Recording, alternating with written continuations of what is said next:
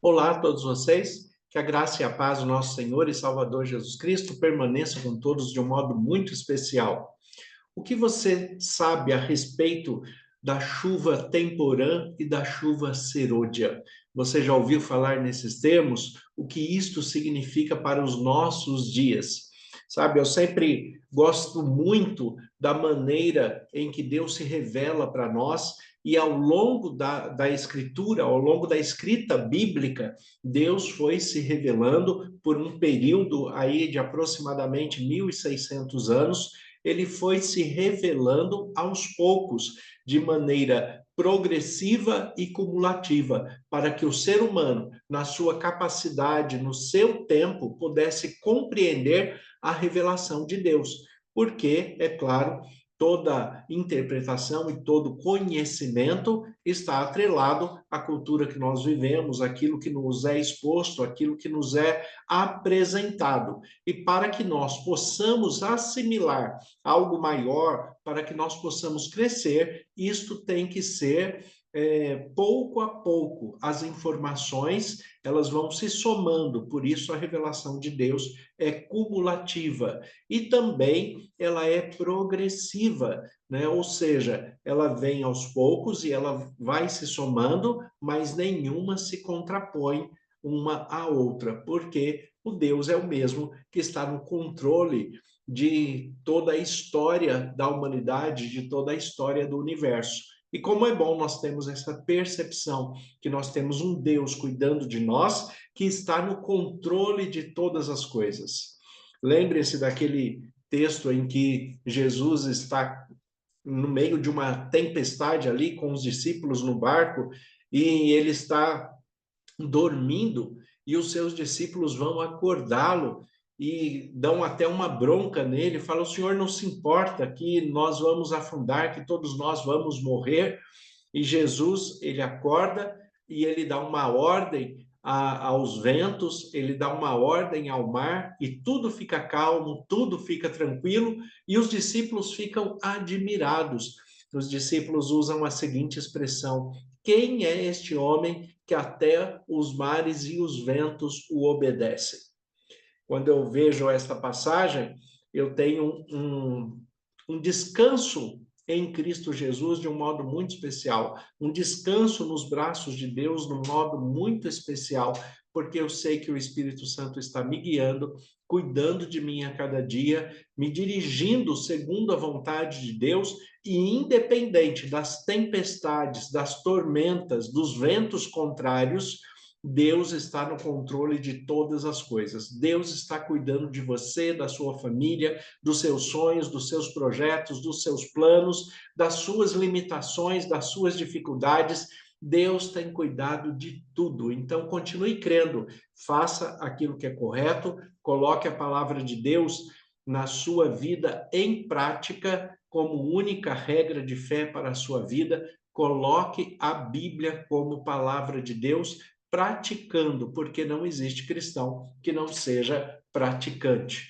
Então, quando nós temos essa percepção que temos um Deus cuidando de nós e que controla todas as coisas, nós podemos descansar, nós desenvolvemos confiança e nós sabemos que, apesar das adversidades deste mundo, Deus está cuidando de cada detalhe. A expressão da chuva temporã e da chuva serôdia eram expressões utilizadas ali na agricultura no período de Israel, do antigo Israel, para designar as chuvas de plantio, porque quem trabalha no campo conhece bem essa necessidade da água, a necessidade da chuva, e por mais que nós hoje tenhamos sistemas de irrigação, nós sabemos que a ação da chuva ela é muito diferente do que uma irrigação artificial. A maneira que Deus envia a chuva e a chuva dentro da expressão bíblica, representam as bênçãos de Deus, os cuidados de Deus, a provisão de Deus a cada dia, a ação direta de Deus em nossas vidas. Então, a chuva temporã era aquela chuva que vinha logo depois do plantio, em que quando se planta a semente, quando se prepara o solo e se planta a semente, você precisa de uma chuva para regar o solo, para que aquela semente germine, para que ela produza.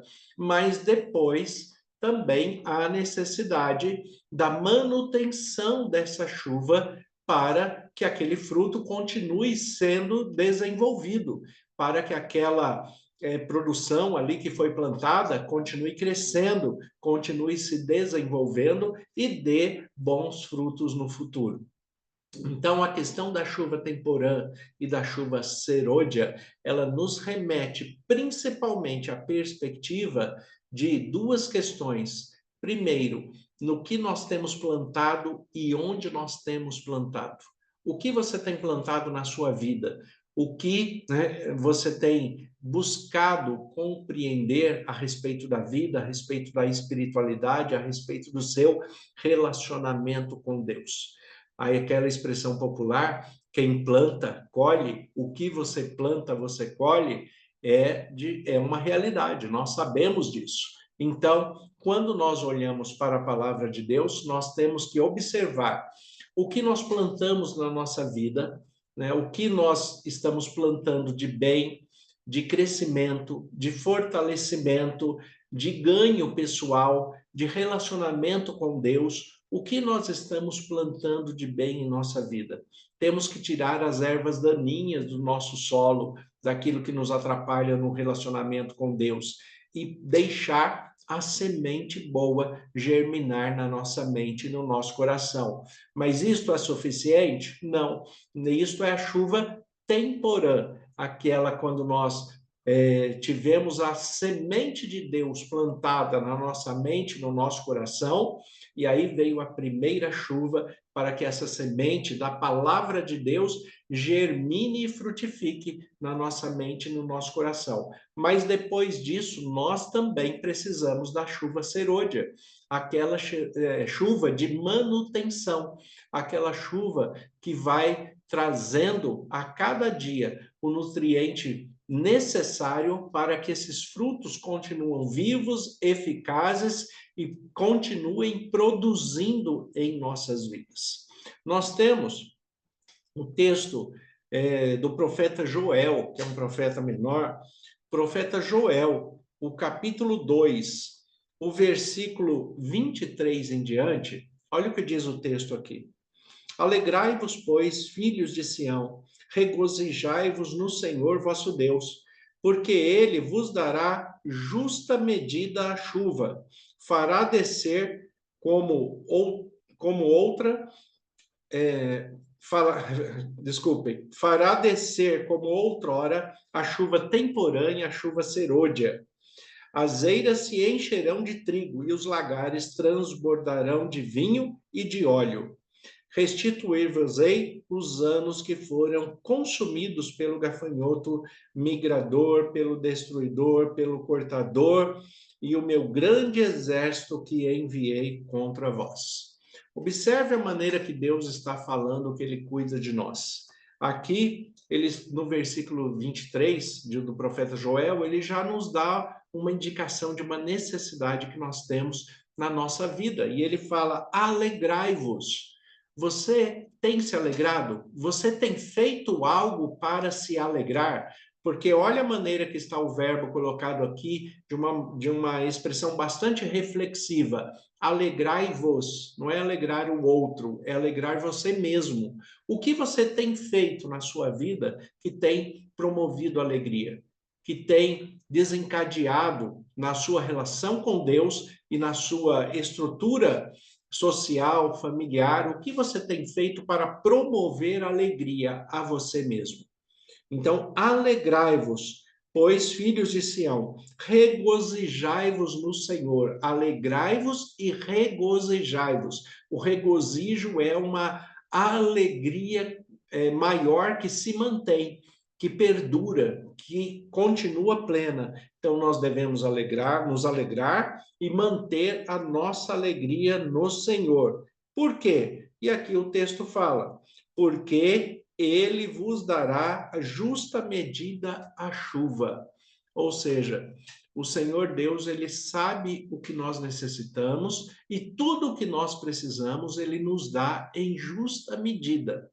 tudo aquilo que nós necessitamos. E se nós pararmos para pensar e sermos justos com a vida que nós temos hoje, certamente nós sabemos que em Deus nós temos muito mais do que precisamos. Deus tem cumprido a promessa que ele fez no livro de Malaquias. Tem aberto as janelas do céu e derramado sobre nós bênçãos sem medidas. Isto é muito bom, nós vivemos assim, mas temos que tomar cuidado para que nas bênçãos nós não esqueçamos de Deus e nos afastemos dele. E aqui fala: alegrai-vos, pois, filhos de Sião, regozijai-vos no Senhor vosso Deus, porque ele vos dará justa medida a chuva. Fará descer, como outrora, a chuva temporã e a chuva serôdia. Observe aqui que o texto está dizendo, falando a respeito da autoridade de Deus, do controle de Deus, da ação de Deus. É Deus quem faz descer sobre nós a chuva temporã e a chuva serôdia. É Deus quem faz descer sobre nós aquilo que nós precisamos para germinar e para manter o fruto. É Deus que cuida de nós em cada detalhe. E aqui ele vai colocar no versículo 24: as eiras se encherão de trigo e os lagares transbordarão de vinho e de óleo. Olha, as eiras se encherão de trigo e os lagares transbordarão de vinho e de óleo. Observe o que ele está falando aqui. Ele está falando que Deus, quando cuida de nós, ele cuida com fartura, ele cuida com abundância, e ele cuida com zelo, com cuidado, ele não deixa nada nos faltar. E ele fala: olha, as eiras se encherão. Traduzindo para o nosso tempo, né? A sua despensa, o seu lar, tudo que você precisa na sua vida, seja físico, emocional, psicológico, espiritual, seja o que for, Deus vai fazer transbordar na sua vida. Deus vai continuar cuidando de você de um modo muito especial. Deus vai trazer a plenitude do Espírito Santo quando você o buscar de todo o coração. É muito interessante que o apóstolo Pedro, na descida do Espírito Santo, em Atos capítulo 2, quando nós temos ali o dom de línguas, o dom dos idiomas que foram divididos ali, e aqui na Bíblia deixa bem claro, e inclusive cita os idiomas que foram falados ali naquele momento.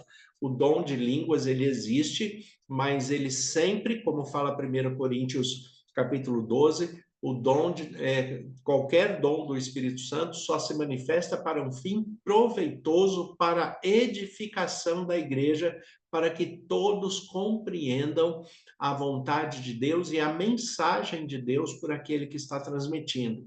Então, os discípulos receberam o dom de línguas e as pessoas que estavam ali, cada uma da sua nação, o texto de Atos, capítulo 2, versículo 9, onde fala os idiomas que foram citados ali, ele fala: somos pardos, medos, elamitas, naturais da Mesopotâmia, Judéia, Capadócia, Ponto e Ásia, da Frígia, Panfilha, Egito e das regiões da Líbia e das imediações de Cirene, e romanos que aqui residem, tanto judeus quanto prosélito, cretenses e arábicos. Como ouvimos falar em nossas próprias línguas as grandezas de Deus.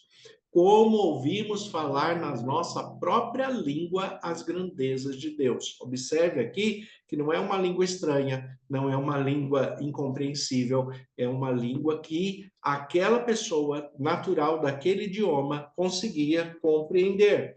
Só que o interessante disso é que o apóstolo Pedro, ele fala que estas pessoas receberam um dom especial e ele cita o profeta Joel, né? Ele cita o profeta Joel quando ele continua o texto, porque as pessoas, aqui no versículo 13 de Atos 2, fala né, a respeito de que as pessoas pensavam que os apóstolos que estavam ali, os discípulos, estivessem embriagados. O que aconteceu com esses discípulos? E aí ele coloca aqui, né, versículo 13 de Atos 2. Outros, porém, zombando, diziam, estão embriagados. Que bom, né? Seria que se a gente começasse a falar um novo idioma se estivéssemos embriagados? Já pensou? Você se embriagar com uma bebida alcoólica e começar a falar alemão, começar a falar francês, começar a falar em russo, né? Então, é claro que isso não tem cabimento, mas é o que eles colocam aqui no texto. E no versículo 14 de Atos 2, Pedro começa a falar. E olha o que Pedro fala. Então se levantou Pedro com os 11 e, erguendo a voz, advertiu-os nesses termos: varões judeus e todos os habitantes de Jerusalém, tomai conhecimento disso e atentais às minhas palavras. Estes homens não estão embriagados como vindes pensando, sendo esta a terceira hora do dia, ou seja, era 9 horas da manhã, eles não estavam embriagados. Mas o que ocorre é o que foi dito por intermédio do profeta Joel, que acontecerá nos últimos dias, diz o Senhor, que derramarei do meu espírito sobre toda a carne, vossos filhos e vossas filhas profetizarão, e os vossos jovens terão visões, e sonharão os vossos velhos. Até sobre os meus servos e sobre as minhas servas derramarei do meu espírito naqueles dias, e profetizarão. Mostrarei prodígios em cima do céu e sinais debaixo da terra, sangue e fogo, vapor e fumaça. E aí ele continua a redação. Mas a questão que ele coloca aqui é: derramarei do meu espírito, como disse o profeta Joel. E como Deus derrama o seu espírito? Ele derrama primeiramente com a chuva temporã, regando a semente do Espírito que foi plantada pela palavra de Deus, e depois enviando a chuva serôdia que mantém o crescimento deste plantio espiritual na nossa mente e no nosso coração. E a cada dia nós crescemos em conhecimento e somos transformados pelo poder de Deus, pela palavra e pelo Espírito Santo. Então, Deus, ele está cumprindo hoje aquilo que o profeta Joel falou. Ele começou a cumprir isso na descida do Espírito Santo em Pentecostes, quando Pedro cita o profeta Joel, falando: olha, eu vou derramar sobre vocês o meu espírito. Então, a chuva temporã e a chuva serôdia nada mais é do que um símbolo da descida do Espírito Santo e da manutenção do Espírito Santo em nossas vidas, para que nós compreendamos a revelação de Deus e vivamos segundo a direção do Espírito Santo, com foco em Cristo Jesus, sabendo que Deus é poderoso e tem cuidado de nós. Senhor, nosso Deus e Pai, nós te agradecemos pela tua palavra que é viva e eficaz. Te agradecemos pelos cuidados e bênçãos e pela maneira que o Senhor nos conduz a cada dia. Pedimos que o Senhor nos dê da tua graça, da tua misericórdia, continue nos fortalecendo e se revelando a nós, que estejamos sensíveis à tua voz. Nós te agradecemos pelas bênçãos e cuidados e oramos em nome de Jesus. Amém. Deus abençoe a todos. Tenha um excelente dia, em nome de Jesus.